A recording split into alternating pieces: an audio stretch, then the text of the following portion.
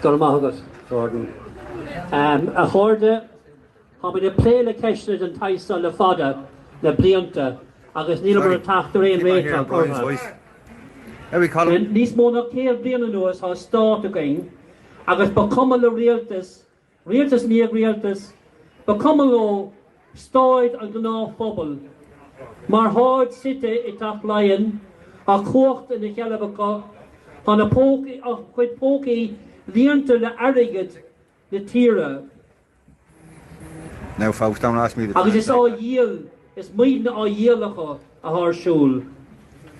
Friends, we have attended protest marches and rallies for many decades, and generations before us have done the same thing. And I think we're probably all directing our energies at the same problem, the same underlying problem. And I'm sure I won't get a disagreement when I say that we do not have a government in Leinster House which represents the people of Ireland. We simply do not have that. What we have in Leinster House, since its first establishment, is a puppet regime installed by the English government as they fled before the rising Irish people in the War of Independence. What they did at the time is they divided the people, and with a combination of, I have to say, some who took an oath of allegiance to the King of England, including Michael Collins, and De Valera, who went on to hang Republicans with the English hangman. These are the forces which built Leinster House and the power it wields over the people of Ireland today. Welcome in. So today we're probably here because the issue has come to fore with the fuel crisis, the price of fuel. Truckers, farmers, heavy users of fuel have no choice because their livelihood is at stake. But homeowners, families, heating their homes, or people who drive for work or for whatever reason, the price of fuel has gone far beyond any reason, and it's been highlighted in the middle of all this that the lion's share of all of that is government tax anyway. So who are they fooling? Just like during the property boom, it turned out that the government was living off the excise duties and taxes on homes. And this is true today still, as yet again higher homeless figures are published than ever has existed in the state.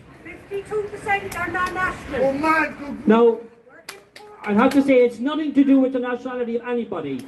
We have a government in Leinster House which does not represent the people of Ireland. And the further evidence for that is, announced again during the week, is that the government this year will have an unexpected surplus in the budget of €9 billion. It's already been mentioned here.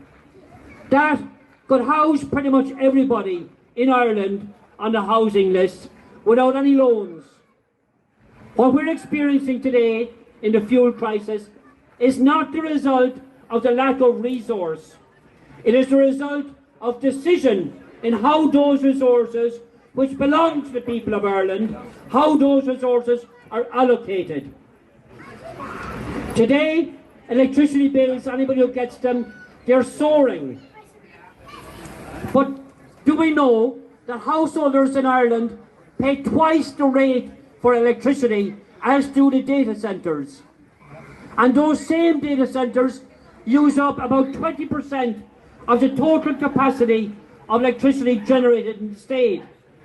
So I have some notes, but there's so many issues people don't need me to read through them. We have been betrayed, we have been lied to, we have been bullied, arrested, beaten, conned, deceived everywhere by those who are duty bound to represent us. Where are you, Connor? So to my reading, it leaves one path open to us, and that is revolution. We have to be done with these people. When I say revolution, I'm not asking people to take the understandable anger and just lash out at whatever passes. What we must do is we must think calmly as to what is required to establish the freedom and the genuine independence of the Irish people. And as we think of that, my suggestion is that we realise we are not the first ones on the block. Our own generation and former generations, going back centuries, have dealt with the same issues. So we should learn the lessons learned by our former generations. And the overwhelming theme arising from that is that we need to re-establish the Irish Republic, proclaimed initially by the United Irishmen, reiterated and strengthened all the way through 1916, all the way through the most recent era of struggle in the 6 counties. This Irish Republic is what will guarantee to the people of Ireland that we will be masters of our own destiny. Yes! Fully, exclusively. The Irish people are the only legitimate stakeholders in establishing the policy of our state and the future of all of Ireland, not just the Free State, so-called. So, Cadhla, Eamonn smain of sheer, ar Cadha imethe roing, Cadhla na haimena a bhí gar shaincher agus idir fred ar son sir sin na tira, ma han trud son fós le criach no. So up to the Republic, Cadhla.